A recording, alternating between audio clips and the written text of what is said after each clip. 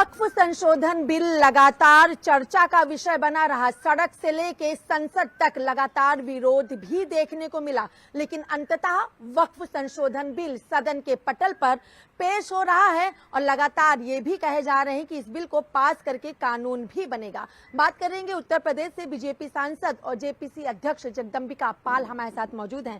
Sir, वक्फ संशोधन bill जो लगातार जब जेपीसी का गठन हुआ तब से चर्चा के विषय में रहा, कई लोगों से आप लोगों ने सुझाव मांगे, कई बैठकें की गई, ये भी लग रहे थे कि आखिर कब सदन के पटल पे रखा जाएगा, वो वक्त आ चुका है। कैसे देखते हैं आप? देखिए, इस वक्फ बिल के अमेंडमेंट का पर्पस सोचिए कि क्या है।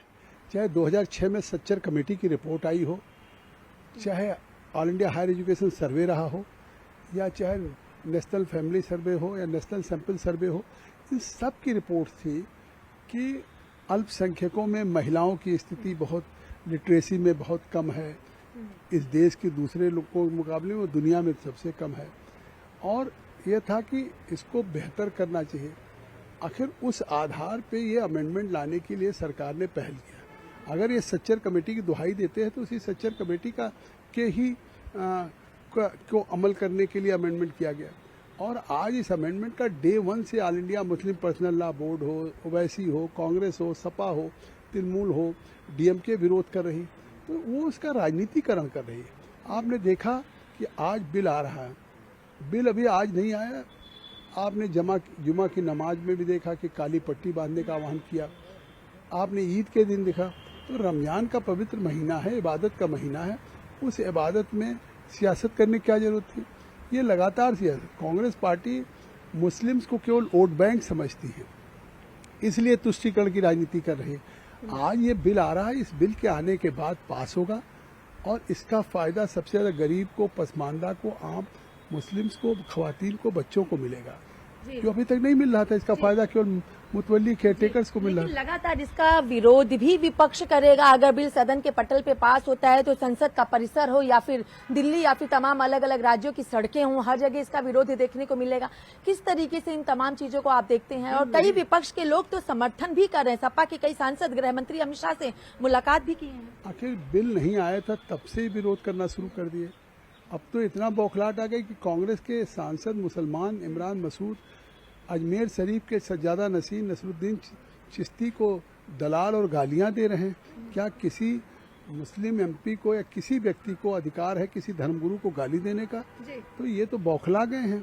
और जिस तरीके से आज बहुत से लोग इसको कह रहे हैं कि ये वक्त की ज़रूरत है, और ये विरोध इसलिए कर रहे हैं कि ये केवल इसको अपना वोट बैंक समझते हैं। आज भाजपा की सरकार हो, हर योजनाओं में मुस्लिम्स को लाभ दिया है, यहाँ तक कि ईद के दिन भी जो मोदी सौगात हुआ उसका भी मुस्लिम ने शुक्रिया अदा किया है।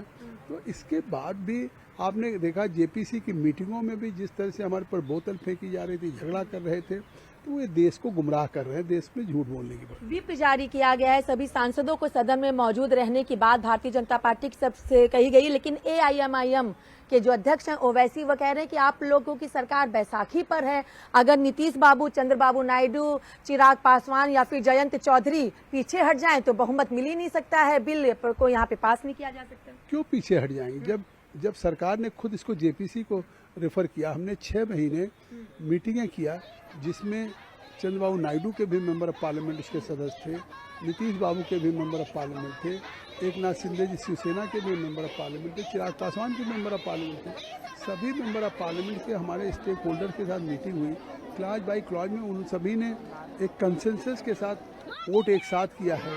बीजेपी और उनके एलाइज के हों, ये मुंगेरी लाल के हसीन के सपने देख रहे हैं क्या कि ये अलग हो जाएंगे? उनका स्टैंड भी आ गया कि हम समर्थन करेंगे, इसके बाद भी सपने देख रहे हैं, किस लिए देखें? अंतिम सवाल, सभी देश वालों से क्या कहना चाहेंगे, सभी राजनीतिक दलों से क्या कहना चाहेंगे जो इसका समर्थन या विरोध कर रहे हैं वक्फ संशोधन बिल को लेकर? मैं कहना चाहूँगा कि जिस तरह से एग्जॉस्टिव एक्सरसाइज हुई है, हजारों स्टेक होल्डर से मिले हैं, पूरे देश में काम किया है, तो अब इसको राजनीति का विषय नहीं बनाना चाहिए, इसको केवल तुष्टीकरण की राजनीति नहीं करनी चाहिए, विपक्ष को भी सपोर्ट करना चाहिए, सर्वसम्मत से इसको पास करना चाहिए, क्योंकि इसका लाभ सच्चर कमेटी के सुझावों के अनुसार गरीब पसमानदा आम मुस्लिम को मिलेगा। चलिए, बहुत बहुत शुक्रिया। हमने बात की जेपीसी अध्यक्ष और उत्तर प्रदेश से बीजेपी सांसद जगदम्बिका पाल से। वीडियो जर्नलिस्ट अजीत के साथ मैं कंचन अरोड़ा, दिल्ली, हिंद खबर।